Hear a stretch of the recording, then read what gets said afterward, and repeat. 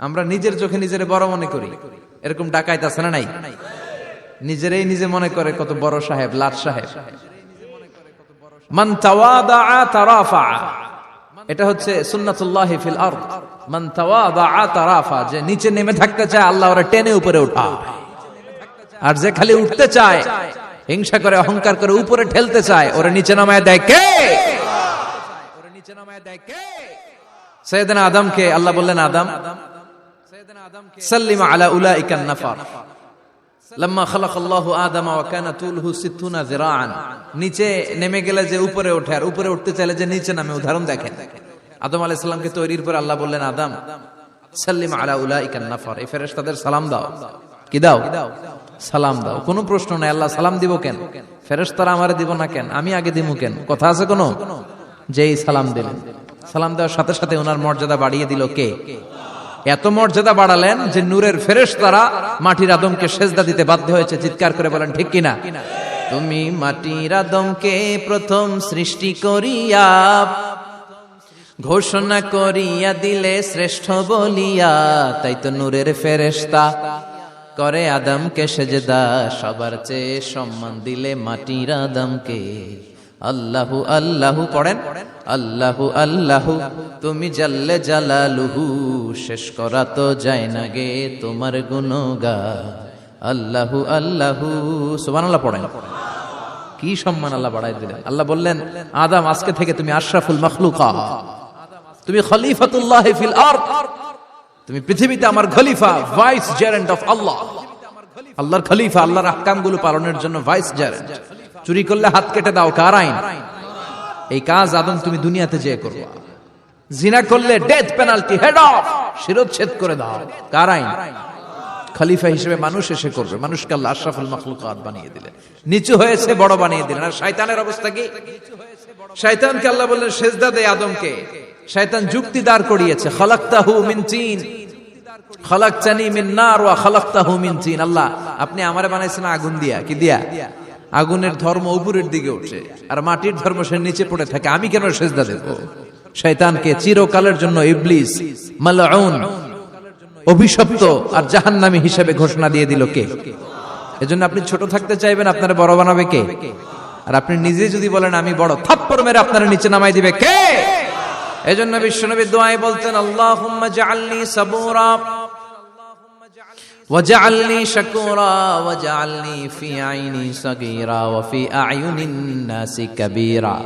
ও আল্লাহ, আপনি আমারে ধৈর্যশীল বানান, আপনি আমারে শুকরগুজার বান্দা বানান, আমার চোখে আমারে আপনি ছোট বানান, মানুষের চোখে আপনি আমারে বড় বানান।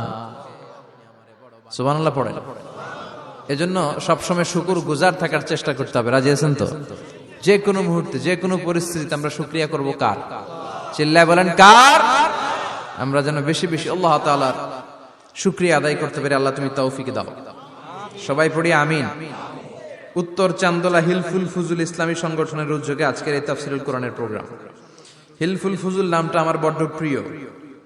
বিশ্বনবী যখন 15 কিংবা 20 বয়স, কোন বর্ণনায় এসেছে 15, কোন বর্ণনায় 20, তখন তিনি একটা ছাত্র সংগঠন করেছিলেন, ইয়াং স্টারদের একটা অর্গানাইজেশন করেছিলেন।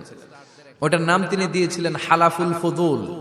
হালাফুল ফুদুল, ওইটারই আমরা বাংলা কি বলি? হিলফুল ফুজুল।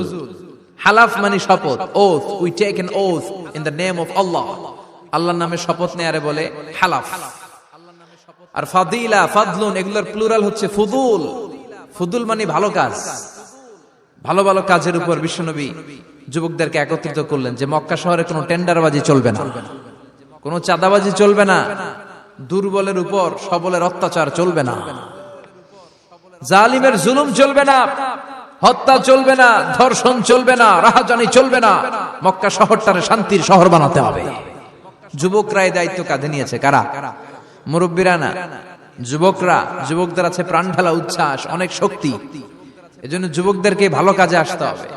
যুবকরা চাইলে এই দেশের চেহারা পাল্টে দিতে পারে। এদেশে যুবক ভোটার আছে কয়জন জানেন? নতুন করে যুবক ভোটার হয়েছে 2 কোটি। কয় কোটি? 2 কোটি না? Can you imagine that? কল্পনা করতে পারেন? They can change Bangladesh, they can change the face of Bangladesh. তারা 56,000 বর্গ মাইলের এই বাংলাদেশের চেহারা পাল্টে দিতে পারে। তাদের অনেক শক্তি। এই জন্য যুবকদের এই শক্তি কাজে লাগাতে হবে। ফেন্সিডিল, গাঁজা, ইয়াবা, হিন্দি সিনেমা এগুলোর পিছনে দৌড়ানো যাবে, পর্নোগ্রাফির পিছনে ছোটা যাবে। যুবক বয়সে ভয় করতে হবে কারে? চিল্লায় বলেন কাকে? আল্লাহ আমার যুবক ভাইদেরকে তুমি তৌফিক দাও। বিশ্বনবী এই হালাফুল ফুদুল তিনি গঠন করলেন মক্কাতুল মুকাররমাতে। পুরো মক্কা শহরটা শান্তির শহর হয়ে গেল। সুবহানাল্লাহ। ভণ্ডামি এই দেশে আছে না নাই? দো দিল বান্দা কালমা চোরে, না পায় শ্মশান না পায় ঘোর, দিন থাকিতে আয়রে পথে ছাইড়া দে ভণ্ডামি, ভণ্ডামি ভণ্ডামি ভণ্ডামি, ছাইড়া দে ভণ্ডামি। আছে না নাই? নামাজ কালাম পড়ে না, ইবলিশ শয়তানের নানা। আছে না? নামাজ নাই, রোজা নাই, নাচানাচি, নাচ গান, গোসল করে না, সারা বছরে করে একবার, ওই গোসলের পানি মুরিদরা খায় ফেলায়। আছে না নাই?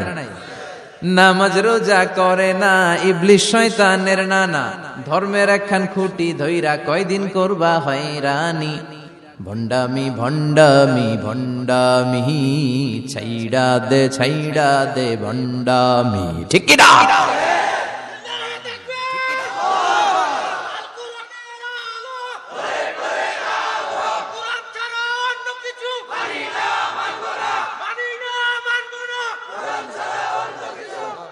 তো এই ভণ্ড পীর ও পীর, আমার নানা ভাইও পীর। কথা কন, পীরে পীরে পার্থক্য আছে না নাই? পীরে পীরে পার্থক্য আছে। এজন্য পীর চিন্তা হবে। এদেশে এই পাক ভারতে ইসলাম প্রচারে ওলিয়া উলিয়াদের, পীর মাশায়েখদের অবদানের কোনো শেষ নাই। কিন্তু চিন্তা হবে, কষ্টি পাথর দিয়ে যাচাই করে নিতে হবে। কারণ এই পীরের আদলে অনেক ভণ্ড এই বাংলার জমিন আছে না নাই? এই ভণ্ডদের সাথে আমাদের কোনো সম্পর্ক নাই।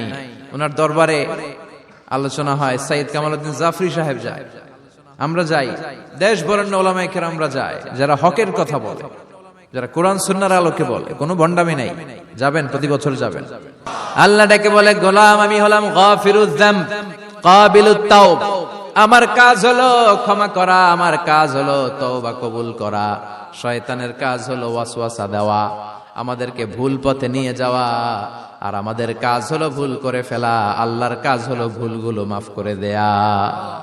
আল্লাহ ডেকে বলে, গোলাম তোরা যদি ভুল না করতি, তোরা যদি পাপ না করতি, তোরা যদি অন্যায় না করতি, তোদেরকে ধ্বংস করে দিয়ে এমন একটা জাতি আমি এই দুনিয়ার বুকে তৈরি করতাম, যারা সকালবেলা ভুল করে দুপুরে মাফ চাইতো, দুপুরে ভুল করে রাত্রে মাফ চাইতো, আজকে ভুল করে আগামীকাল মাফ চাইতো। আর আমি আল্লাহ গুনাহগুলো তাদের সব ক্ষমা করে দিতাম।